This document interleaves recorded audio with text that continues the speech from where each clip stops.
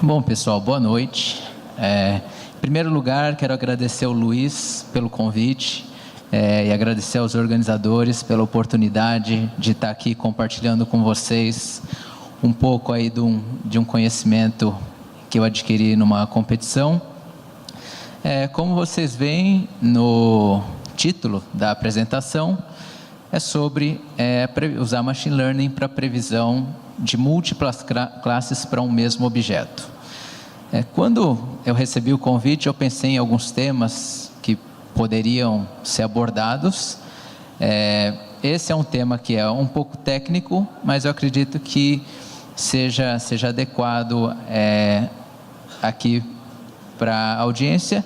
E uma das razões para escolher esse tema é que é um tema que não é tão abordado aí em tutoriais, em vídeos. Normalmente a gente vê muito vídeo sobre as classificações binárias, multiclasse, ou então as regressões, mas múltiplas classes para o mesmo objeto é uma coisa pouco abordada, mas que acontece nos projetos que a gente tem no dia a dia. Só para eu ter uma ideia, quem aqui já trabalha como cientista de dados? Ótimo. Quem está começando agora no Machine Learning mal faz ideia do que sequer significa Machine Learning. Legal. Então, tem mais ou menos, eu acredito que todo o pessoal que não levantou a mão deve estar no meio desses dois, então acho que vai dar certo.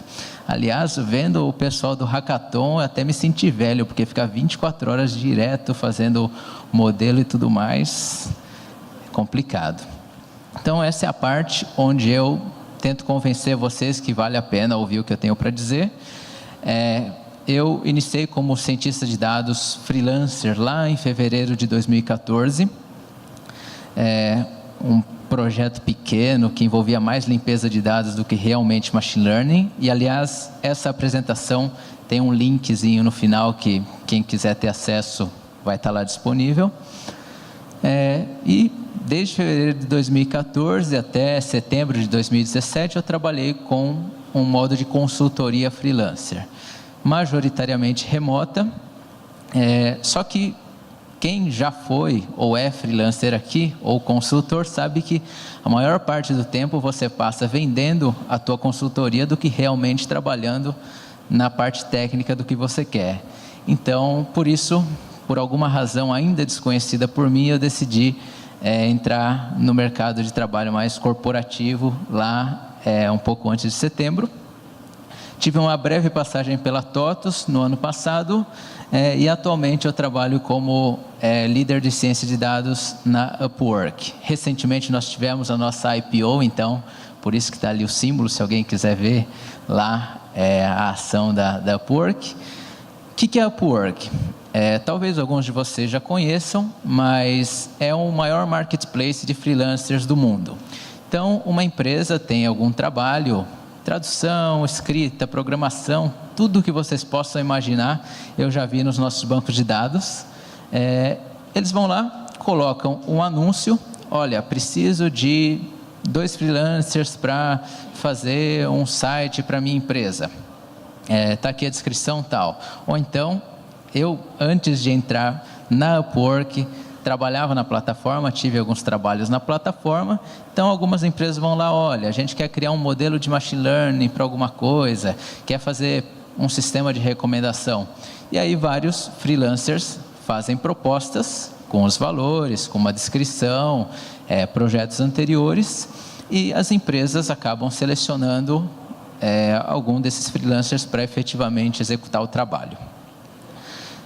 Nós, eu não sei, talvez tenha alguém aqui que lidera times de Data Science, e eu acho que um dos nossos maiores desafios ali é justamente adaptar as ferramentas, método ágil, a estrutura do time realmente para trabalhar, até porque eu diria que 90 e alguns por cento do nosso time é remoto. Então, principalmente para alinhar os fusos, que é uma coisa mais complicada.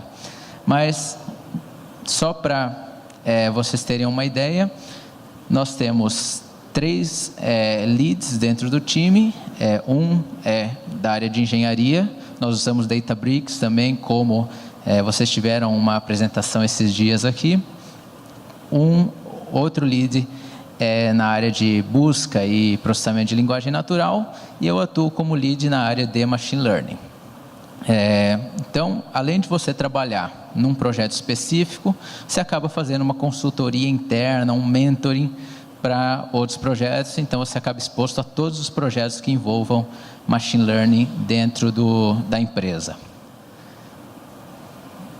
Além disso, quando eu não estava trabalhando, agora eu estou meio aposentado de competições, mas ainda participo de algumas, eu tive a felicidade de conseguir ganhar 5 prêmios em competições de Machine Learning, tanto no Kaggle quanto fora do Kaggle, e em algum momento atingi o número 12 no ranking mundial. E também, ultimamente, eu não tenho colocado por falta de tempo, mas eu procuro escrever alguns tutoriais de Machine Learning. No meu site tem conteúdo em português e inglês lá. Então, basicamente, nós temos na área de classificação em Machine Learning, como vocês sabem, normalmente se fala muito de classificação binária ou multiclasse. Classificação binária é como o pessoal apresentou aqui do Hackathon. No caso deles, eles previam se o material, a fatura ia ser paga ou não. Normalmente, você tem 2 opções, ou pertence ou não à classe que você está tentando prever. No caso, como é um meetup no Nubank, eu quis tentar dar o exemplo de pagar a fatura do cartão. Logicamente que eu tenho certeza que a modelagem na prática é feita com pagamentos parciais e tudo mais, mas normalmente esse é um exemplo, o exemplo da inadimplência é um exemplo clássico de classificação binária. E como vocês podem perceber, se nós considerarmos que as únicas opções são um pagamento maior do que 0 ou 0, não tem como a pessoa pagar e não pagar ao mesmo tempo. Então, você precisa escolher uma classe para essa pessoa. E no caso da classificação multiclasse, ele pode ser classificado em apenas uma classe, mas você tem várias classes disponíveis. Então, o que acontece? Você tem ali uma foto, você quer saber o que está nessa foto. Então, a foto pode ser um animal, pode ser um carro, uma casa, uma pessoa. Em tese, a não ser que seja um transformer, não pode ser uma casa, um carro e uma pessoa ao mesmo tempo. Então, por isso, você tem que colocar só em uma das suas caixinhas ali da classificação. E aí, nós chegamos a esse terceiro tipo de problema de classificação, que é o multilabel, e também, quando falamos de regressão, o multi-output. O que acontece? Imagine que cada objeto que você está tentando prever pode ser classificado em mais de uma classe. Então, esticando um pouco a definição, no nosso exemplo da foto, imagina que você queira descobrir todos os itens que estão naquela foto. No caso do Upwork, por exemplo, nós tentamos prever quais são as habilidades de um determinado freelancer baseado nos trabalhos, no perfil dele. Então, um freelancer, por exemplo, na área de engenharia de dados, ele pode ter habilidade Java, Scala, Spark. Eu não quero prever só uma habilidade, eu quero prever todas as habilidades que esse cara pode ter. Recomendação pode ser colocada como um problema também multiclasse. Normalmente você quer recomendar mais de um produto para a pessoa, para o teu usuário. E o tema que eu vou trazer aqui para vocês, o caso que eu vou trazer aqui para vocês, é um dos casos que vocês vão encontrar em muitos tutoriais de Machine Learning para multilabel, que é o seguinte: você tem ali os teus artigos de jornal, normalmente, e você precisa classificar esses artigos em temas. Um artigo pode tratar de Brasil, pode tratar da Argentina, pode tratar do futebol, e como, por exemplo, esse aqui. Esse é do The Guardian, que foi o fornecedor do dataset usado na competição. Então, da semana passada, aí falando sobre os jogos que tiveram, inclusive o Brasil e a Argentina. Se você for até a parte de baixo da página, você vai ver os tópicos: Brasil, Argentina, Liga das Nações, Bélgica, Holanda, Gibraltar. Então, realmente não tem como você dizer, esse artigo é só do Brasil ou só da Argentina. E só por uma questão de completar a ideia de você poder prever mais de uma coisa para o teu exemplo, nós temos também no campo da regressão os problemas multi-output. Então, você tem que prever, por exemplo, mais de um número na tua regressão. Normalmente a gente vê aí a regressão, prever vendas de um produto, é um número. Prever a idade do teu usuário, é um número. Só que já houve um caso, inclusive, de uma competição em que a ideia era prever o caminho que um táxi ia fazer, se eu não me engano, pela cidade do Porto. Nesse caso, você tem que prever a coordenada X e Y de onde esse carro vai estar nas próximas horas, que seria um problema multi-output. Então, para dar uma ideia melhor para vocês sobre a competição, aí tem o link, depois quem quiser pode ver na apresentação. A descrição deles existe uma quantidade cada vez maior de informações textuais e existem muitas maneiras de se expressar sobre um assunto. Mesmo dentro do Data Science, você pode ter um artigo que fale sobre Data Science e seja mais para o Analytics, ou então seja mais para o Machine Learning mais tradicional, mais para o Deep Learning. Então, juntando esses dois desafios, qual que é então a solução que a gente dá? Desde que não tenha que ter revisão manual. Machine Learning lógico. Os patrocinadores dessa competição foram essa empresa DSTL, que é uma empresa de defesa nacional, o escritório do governo britânico para a ciência e as agências de espionagem MI5 e MI6. Esse foi o mais próximo que eu já cheguei de me sentir um espião, estilo do 007 lá, mas depois você vê que é bem menos sem graça do que no filme. E tivemos 579 participantes. Antes de passar diretamente para os dados e tudo mais da competição, qual que era a métrica de avaliação, e é uma métrica que pode ser utilizada em casos na prática do dia a dia para avaliar esse tipo de problema. Foi o F1 Score Micro. Eu não vou conseguir, logicamente, dar uma explicação tão extensa sobre essa métrica aqui, mas basicamente você está falando aí de fazer um balanço entre duas quantidades, o que nós chamamos de precision e de recall. Precision, eu costumo pensar o seguinte: se meu modelo disse que esse exemplo pertence à classe 1, quantos por cento do tempo ele vai estar certo? E o recall seria uma taxa de detecção. Então, dos exemplos que eu tenho dessa classe, quantos o meu modelo consegue detectar? Por que esse F1 Score é importante?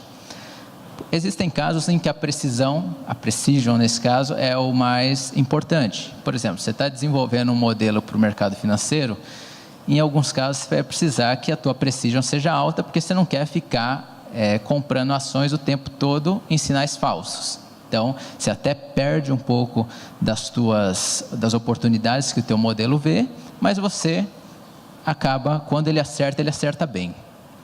E o recall, no nosso caso, por exemplo, lá no Upwork, eu não quero não mostrar um freelancer que a pessoa iria contratar. Eu prefiro mostrar freelancers que não são tão relevantes e ter uma precision menor e ter a pessoa contratando o freelancer.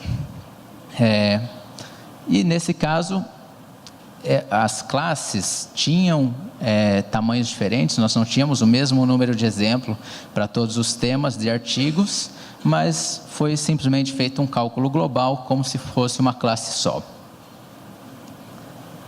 Os dados eram artigos do jornal The Guardian sobre diversos temas. Dos temas que nós tínhamos nos dados, 160 eram de interesse dos patrocinadores. Então, eu não lembro agora exatamente, mas com certeza passavam de 1000 temas. E para fazer um primeiro experimento, eu reduzi esse número de artigos, pegando só aqueles que tinham pelo menos um dos temas de interesse, e acabaram ficando 236 mil artigos. Os dados originais tinham mais de 1 milhão de artigos.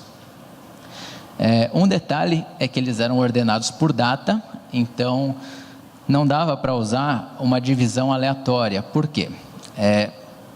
Para quem não conhece competição, normalmente você tem os dados que eles te dão e os dados que eles guardam para determinar o resultado da competição. E esses dados que eles usam para o resultado, você não tem acesso à tua label, você não tem acesso a qualquer coisa que possa vazar informação.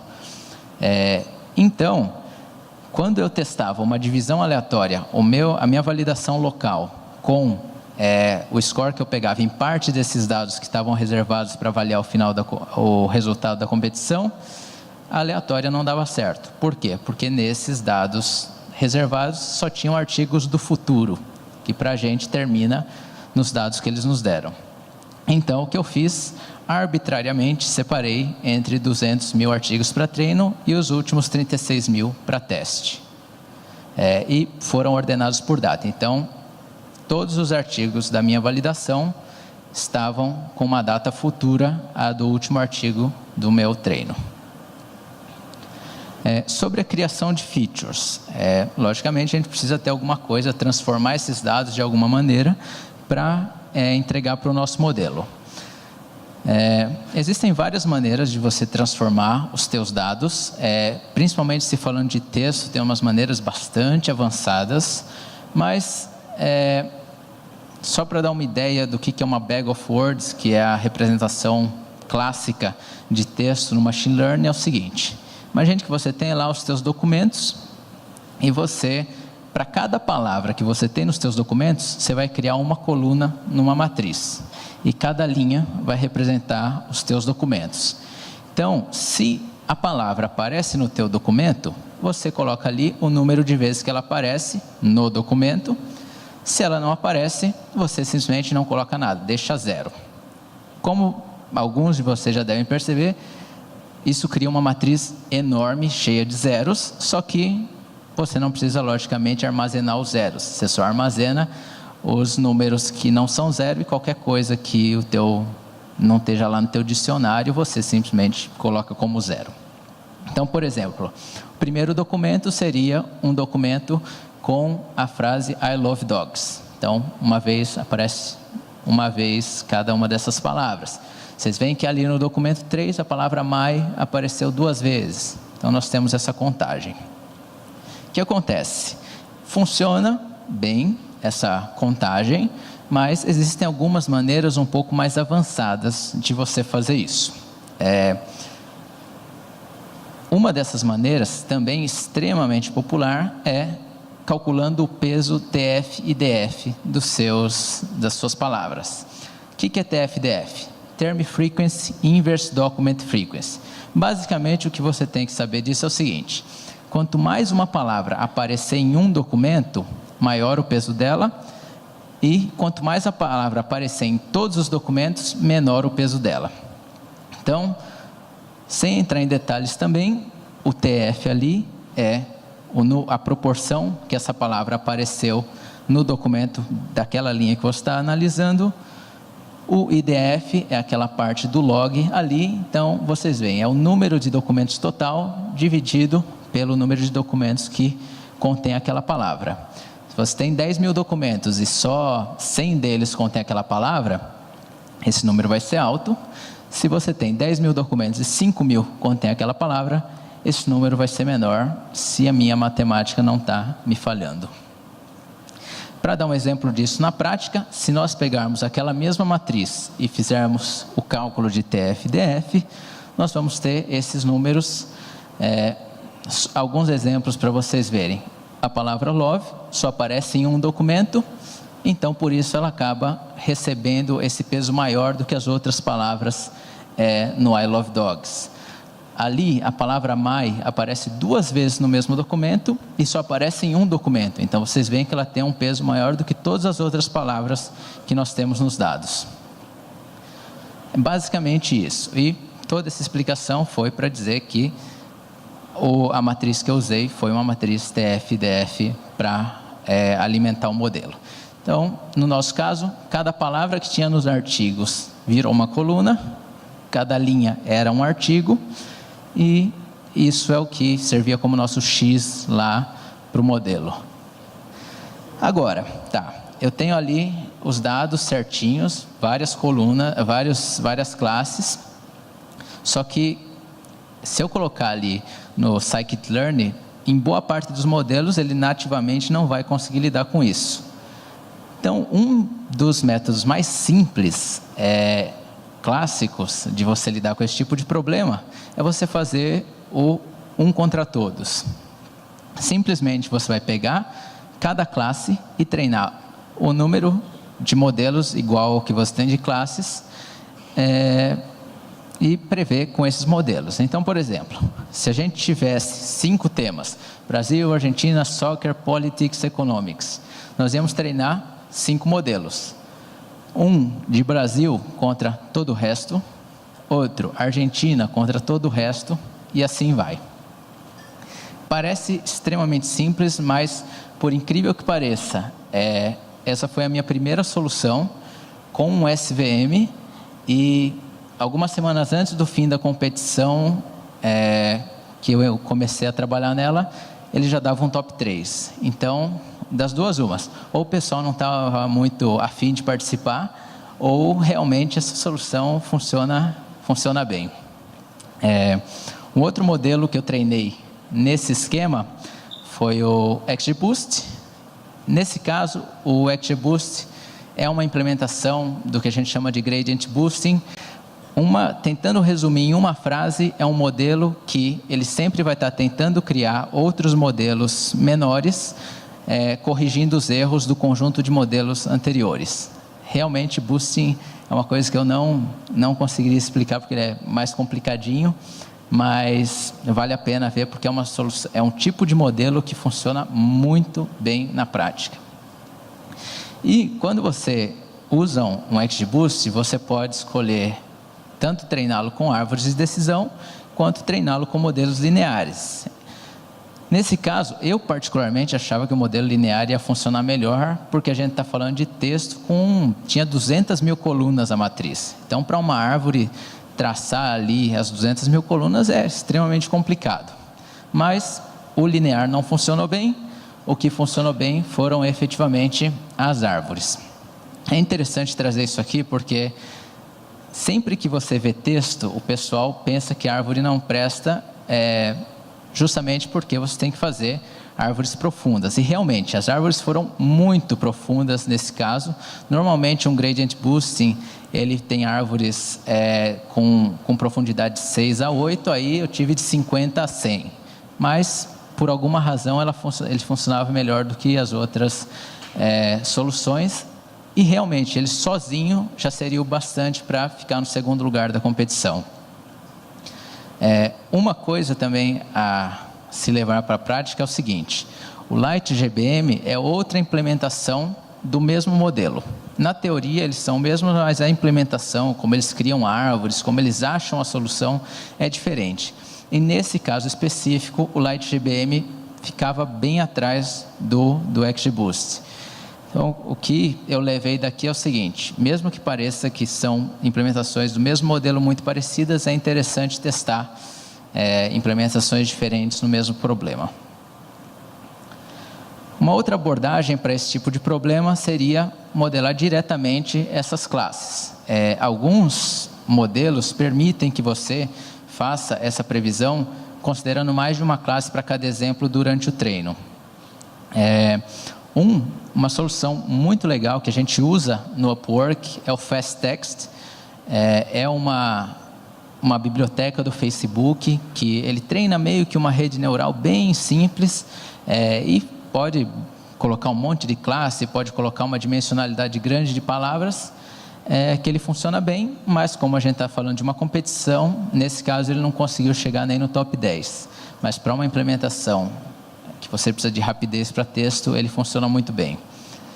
E, logicamente, as redes neurais, todas elas, eu não fui atrás de rede neural recorrente, todas essas mais complicadas, mas eu testei vários tipos dela, tanto com embedding, que é quando a rede neural cria uma representação das palavras ou dos documentos que você tem baseado nos dados que você tem para treinar, e tanto tratando a Bag of Words como OneHot, que simplesmente significa que em vez de contagem eu tinha um indicador 1 ou 0 se a palavra estava ou não no documento.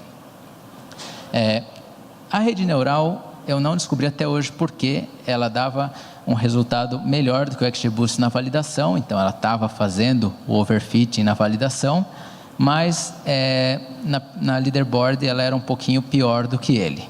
Mesmo assim, é outro modelo que, se eu não me engano, dá para chegar no segundo lugar também, só por ele. E a terceira opção, e essa é uma opção assim que exige bastante computação, seria o Pairwise Ranking. Em vez de você tratar as tuas classes como o teu Y, você vai fazer uma transformação dessas classes e as tuas classes vão virar uma das tuas colunas X, uma das tuas features. Então nós temos ali N artigos, C classes. Então imagine, para o artigo 1, você vai ter uma linha, artigo 1, classe 0, e o Y vai ser o indicador, 0, 1. Esse artigo pertence a essa classe ou não. Artigo 1, classe 1, 0, 1. E aí você tem que fazer isso para todos os teus artigos, e logicamente, nesse caso, iriam gerar 37 milhões de linhas, não só iriam, como geraram.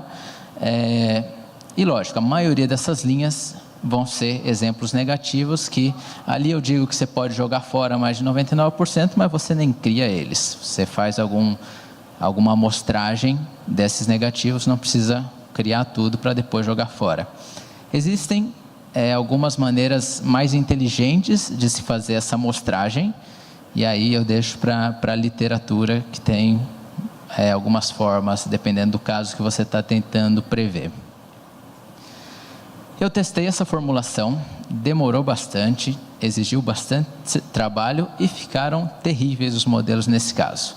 Eu não sei se foi um erro meu, ou se realmente, no caso específico, eles não funcionavam bem, mas os dois modelos que eu testei, novamente, ali o XGBoost, para quem tem algum problema para resolver que tem esses pares para se classificar, ele tem uma função muito legal, que é essa Rank Pairwise, que em vez de ele considerar cada exemplo independente, ele vai ali tentar considerar se um exemplo é melhor do que o outro. Nós usamos uma implementação dessa no Upwork também. E a Factorization Machine, ela é mais conhecida nas competições, mas existem empresas que usam ela em produção, e é um tipo de modelo que ele vai muito bem quando você tem uma grande quantidade de dados e uma grande quantidade de colunas. Então só como referência, se esse é o tipo de problema que você está tendo que resolver, vale a pena testar as Factorization Machines. Pós-processamento. Em vez de prever uma classe diretamente com esse XGBoost e com as redes neurais, eu previa a probabilidade desse exemplo pertencer à classe ou não. Só que eu precisava transformar isso em efetivamente 0 ou 1 para cada classe. E a forma mais simples seria ter um threshold para todas as classes. Então tem ali o ponto de corte. Normalmente esse ponto de corte é o 50%. Se a probabilidade é maior que 50, pertence à classe 1. Se é menor, pertence à classe 0. Nesse caso, até funcionava legal, mas eu pensei, vou fazer uma coisa que provavelmente não vai dar certo, que era otimizar por classe. Por quê? Tinha classes que tinham 20 artigos, eram pouquíssimos artigos. Então, você considerar o threshold de um modelo treinado em uma classe que tenha 10 mil artigos com uma classe que tenha 20 artigos, ele definitivamente não vai aprender a mesma função, a mesma probabilidade ali. E eu pensei, poxa, por classe provavelmente não vai funcionar, porque eu vou fazer o overfitting, ele vai ser muito bom só nesses dados da minha validação, mas não vai funcionar na prática. E na verdade não foi o que aconteceu. Eu testei literalmente todos os thresholds de 0.02 a 0.98 para achar os thresholds certos, e isso deu uma melhora significativa no modelo. Então, o que acontece? Tem lá, classe Brasil, vamos fazer ali, procurar qual é o melhor threshold para essa classe. Achamos esse threshold? Classe Argentina, vamos procurar lá, tudo avaliando, maximizando o F1 score. E uma coisa também que é nova, entre aspas, que é a Bayesian Optimization, eu resolvi pegar, Bayesian Optimization seria um processo em que você vai fazer a amostra de alguns pontos dos números que você precisa decidir, nesse caso os thresholds, e aí depois você vai ter um modelo desses pontos e baseado nesse modelo você vai tentar achar os pontos que têm a maior probabilidade de te darem uma melhora. Eu testei isso também com os 160 pontos, normalmente a Bayesian Optimization é feita com, sei lá, 5, 10 pontos, e funcionou bem, deu o mesmo resultado da Grid Search em bem menos tempo. Então é uma coisa também a se considerar. Agora, tinha um outro problema, e eu acho que isso fez diferença entre os dois primeiros colocados, que tinham um score bem diferente do terceiro. Tinham classes que não existiam nos dados de treino, ou eventos que aconteceram no futuro, depois do que a gente viu dos nossos dados de treino. Alguns deles, Zika vírus, Paris attacks, tinham outros lá de alguma conferência que aconteceu e tudo mais. Aí você fala, pô, meu modelo não vai aprender logicamente isso. Até tentei alguma similaridade entre classes, mas não funcionou. A ideia foi olhar manualmente neles e atribuir palavras ao tema. Então, eu ia, por exemplo, procurava artigos que tinham a palavra Bataclan e atribuía eles ao tema de ataques de Paris. Ia procurar procurava artigos que tinham a palavra Zika, atribuía a classe do Zika vírus, e isso fui otimizando até um ponto que eu já estava exagerando demais nas palavras, mas é o tipo de solução para quando realmente não tem como você usar o machine learning. A solução final foi obtida por um ensemble entre XGBoost e redes neurais. Se eu me lembro direitinho, não foi uma média simples, mas eu simplesmente dei, sei lá, 60% de peso para a média para a previsão do XGBoost, 40% para a da rede neural. Fiz ali a média, fiz os thresholds, a otimização nessa nova previsão, e aí teve esse resultado. O que eu quis destacar do terceiro lugar, provavelmente o XGBoost e a rede neural ficavam próximos desse score do terceiro lugar. Então, acho que o que fez a diferença aí foi justamente fazer a junção dos dois modelos. Basicamente é isso que eu tenho para compartilhar com vocês hoje. Sobre algumas outras competições tutoriais, tem lá artigos no site. O segundo link é o link da competição, para quem quiser saber mais sobre a competição. Infelizmente, eles não publicaram as soluções dos outros competidores. E o terceiro link, efetivamente, é o dessa apresentação. E é basicamente isso que eu tinha para compartilhar com vocês.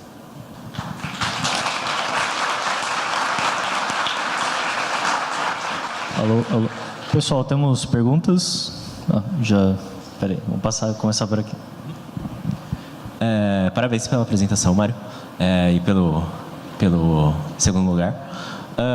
Quando você usou a rede, você importou uma arquitetura e fez transfer learning, ou você foi construindo a rede de acordo com as suas necessidades? Para alguns embeddings, para transformar o texto num formato diferente do TF-DF, eu procurei algumas redes pré-treinadas de embeddings. Mas a arquitetura da rede mesmo usada, eu fui iterando. Você pode usar Bayesian Optimization ou até a busca aleatória. É um negócio que dá um resultado bom. O legal é você fazer uma busca aleatória pelas arquiteturas da rede e tentar entender por que algumas arquiteturas estão te dando um resultado melhor do que as outras, e aí tentar iterar nesses itens que fazem maior diferença. Obrigado.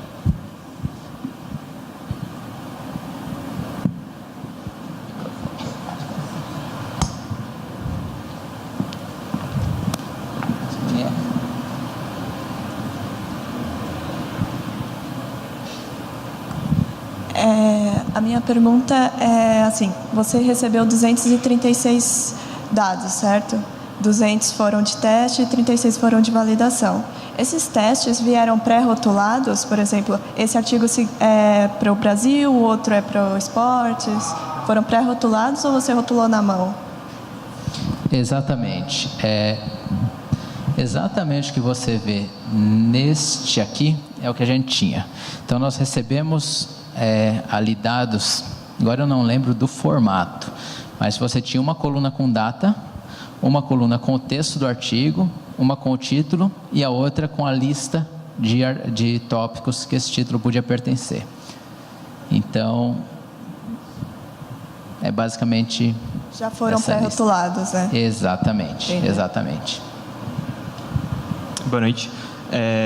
Eu queria saber se o problema não fosse uma competição, se fosse um problema para você colocar em produção no seu sistema, que decisões você teria tomado diferente, que você teria escolhido outro modelo, coisas do tipo?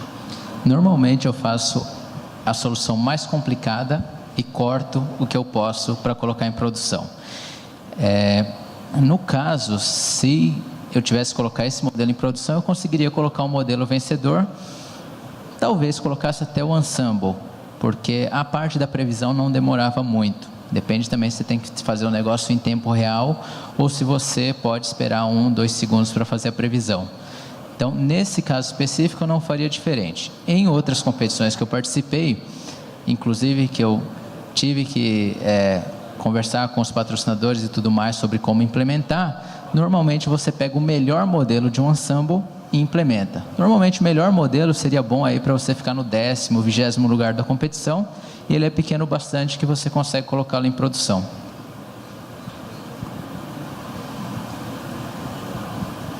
Oi, boa noite. Obrigado por compartilhar.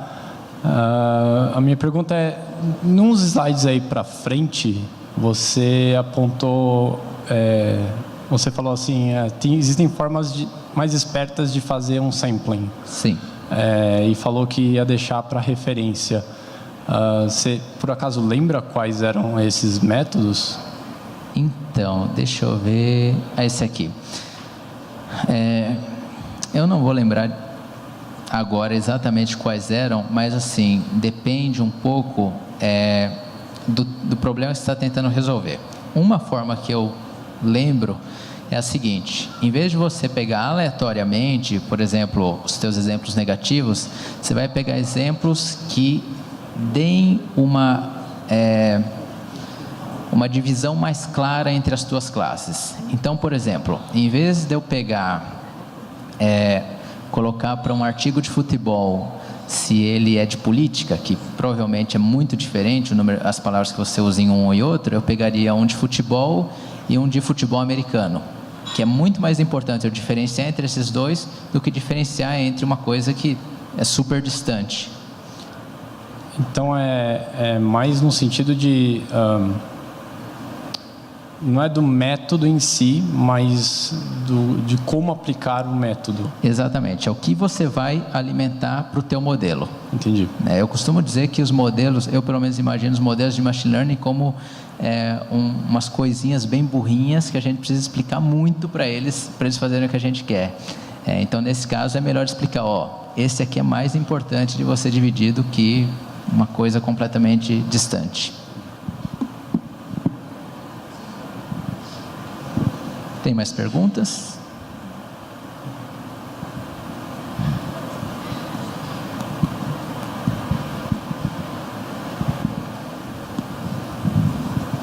Acho que é isso. Bom, tem mais alguma pergunta? Não? Bom, obrigado, Mário. Obrigado.